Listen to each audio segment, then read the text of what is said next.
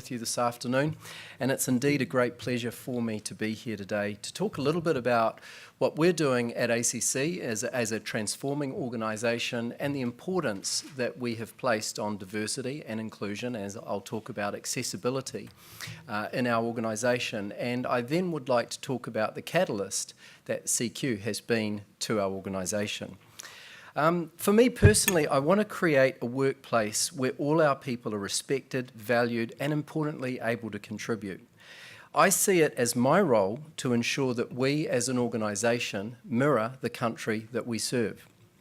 To better understand our clients and understand their world, we must reflect them. And that will come about by employing more people from diverse backgrounds, whether that be cultural, religious, or importantly, if they have a disability. Many of our customers have lifelong injuries as a result of accidents, be they at birth, work, home, on the road, or playing sport. We need to ensure that we've got staff that fundamentally understand and importantly can empathise with our customers better. Not only will we benefit, but clearly so will our customers. One can only improve the customer experience by understanding the experiences that our customers go through. And that's why having a dedicated focus on diversity, inclusiveness, and in the case of those New Zealanders who have a disability, greater accessibility to our services is vitally important and remains one of my key personal priorities. Before I talk about that and the important role that the CQ TIC has played, I'd like to outline the wider transformation that ACC is undertaking and how important that growing cultural capability is as a part of that. When I arrived at ACC nearly 5 years ago, after 25 years living and working and importantly conducting business in around 50 countries around the globe, I found an organisation with staff absolutely committed to making a positive difference to our customers. The sense of duty by our staff to do the right thing is actually one of ACC's greatest strengths. I've never worked with more passionate and more caring people. However, the organisation had become overly complicated and harder to navigate for our staff and customers.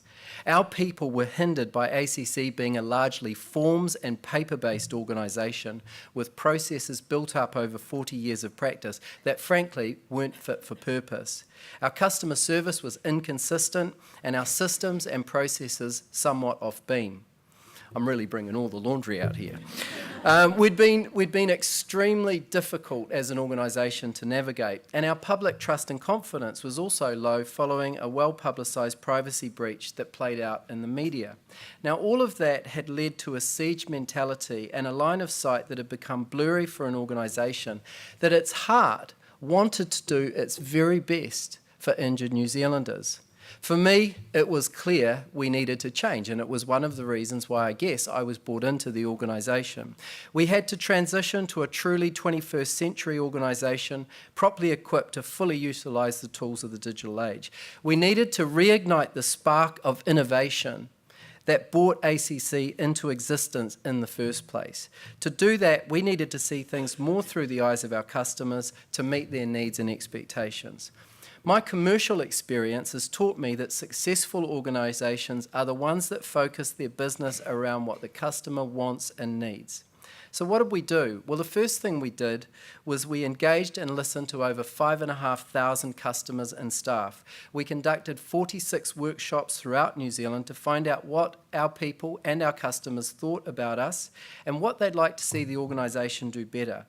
There was an unprecedented amount of research and we received fascinating insights. Our customers told us that they wanted us to be more responsive, more transparent, and frankly, easier to deal with. Whilst we are a monopoly, and I always love that, right? I've got 100% market share. There is no excuse for not delivering high-quality customer service. Being a monopoly, for me, is not an excuse to drop our levels of service to our customers. And as a result, in 2014, we developed our overall strategy, shaping our future to make ACC even better. It's the largest transformation that the organisation has undertaken in its 44-year history. What we're fundamentally doing is looking at every single part of our business, particularly how we deliver our services. And it started, importantly, we are a people business. We respond to people. We are for New Zealanders. So the number one thing for me was to actually look at how we were going to invest in our people and develop our cultural capability and service delivery. Specifically, we developed a new vision and values and put in place a customer experience program we called Tika in 2015. In Māori, Tika is described to be right, to be fair, to be accurate, and to do things the right way. Our people have really bought into this, ensuring that we've got a consistent view and approach in dealing with our customers, and the program is going strong. Yesterday, we began a series of workshops with hundreds of our managers explaining the benefits of a more diverse ACC for a more diverse New Zealand. It follows on from other initiatives we've been pursuing, including an accessibility audit from the B Institute, our wonderful partnership with Paralympics New Zealand, and Rachel and Ian are here. We've got 2 medals already in Pyeongchang, and we're so proud of the team. We've got an intern program for staff with disabilities via Workbridge. We're in the second year of our Tuputoa Māori and Pacifica intern program, and I would just have a shout out for the Tuputoa program.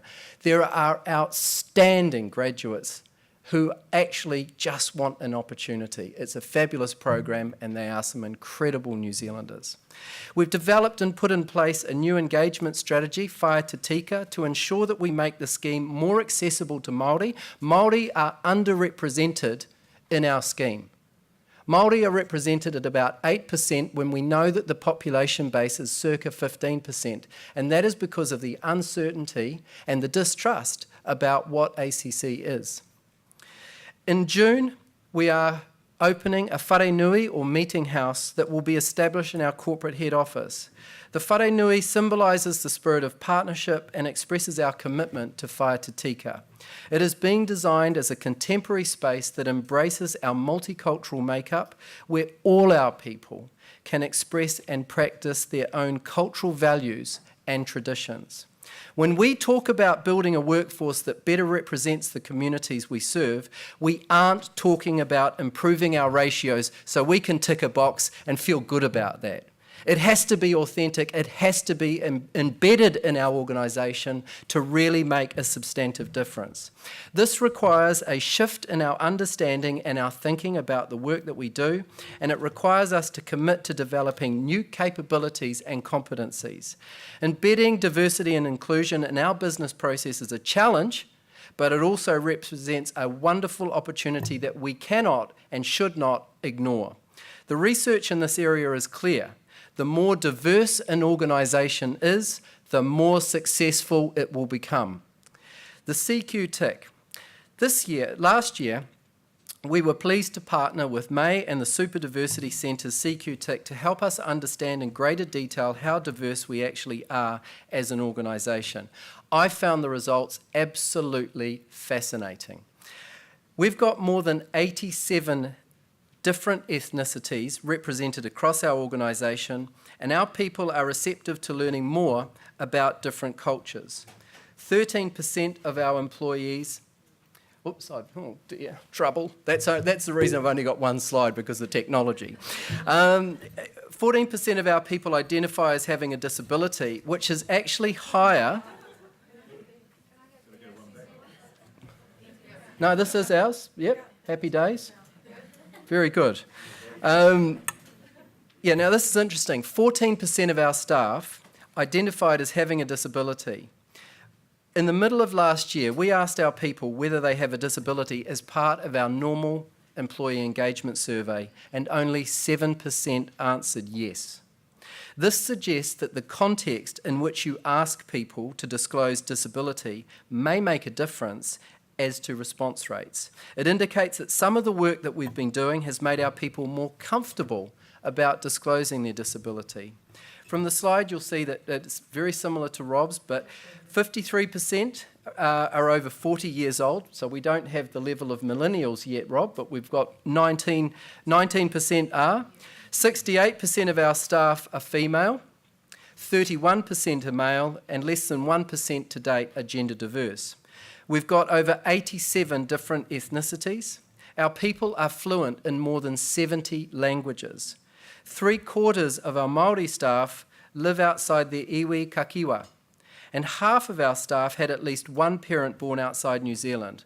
1/3 of our staff were not born in New Zealand. So what this shows is that you get different results in different formats. Our staff felt more comfortable answering a question about disability in a specific survey on diversity.